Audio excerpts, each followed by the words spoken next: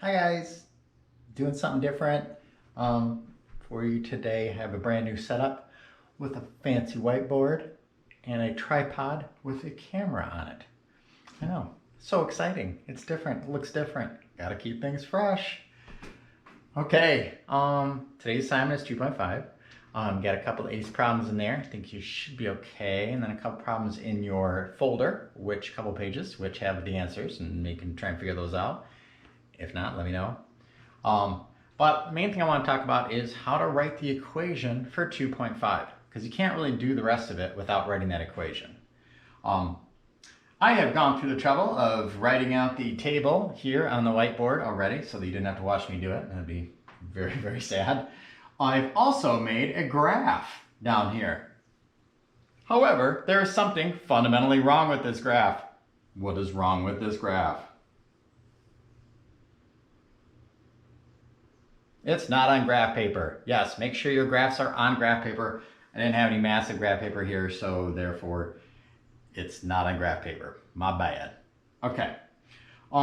So first thing they want you to do is write an equation, because they give you a table, which you can use the table to make a graph. So that's great, but they don't give you an equation for this. Okay. So we're going to use the y equals mx plus b form, because for something like this, that's going to be the easiest way of getting the equation. Okay, use the standard y equals mx plus b form. That way we only need to get an m, and we need to get a b, and we're good to go. Okay. Now, the way that I kind of drew this graph is supposed to, it looks like they're in line, but kind of I just kind of drew in line and connected them. These are not like in a very straight line. It is linear, okay? It's good enough to be linear, but it is not perfect. So don't freak out, please. The starting value, that one is pretty obvious. So that's good. We can read that from the graph, and we can easily read it from the table. Because in a table, it's when x is 0. So x is 0 right here. Big fun is 1,000, and get real starts at 300. Okay.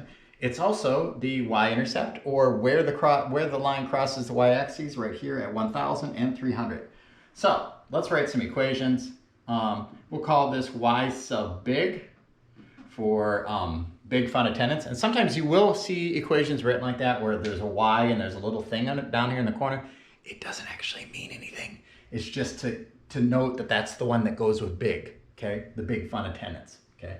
So this amusement park, look at how when the rain goes up, the number of people go down, just like Michigan Adventures, although some days when you go to Michigan Adventures and they projected rain, but it doesn't rain, there's nobody there, it's awesome, it's the best ever. Okay, although I didn't get to go, I really need to.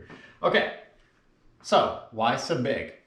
We need the slope and we need the y-intercept, but the y-intercept in this case is pretty easy to get. It's just 1,000. There's the other 6-8 teachers texting me. Okay, so it's right there. Okay, stop it.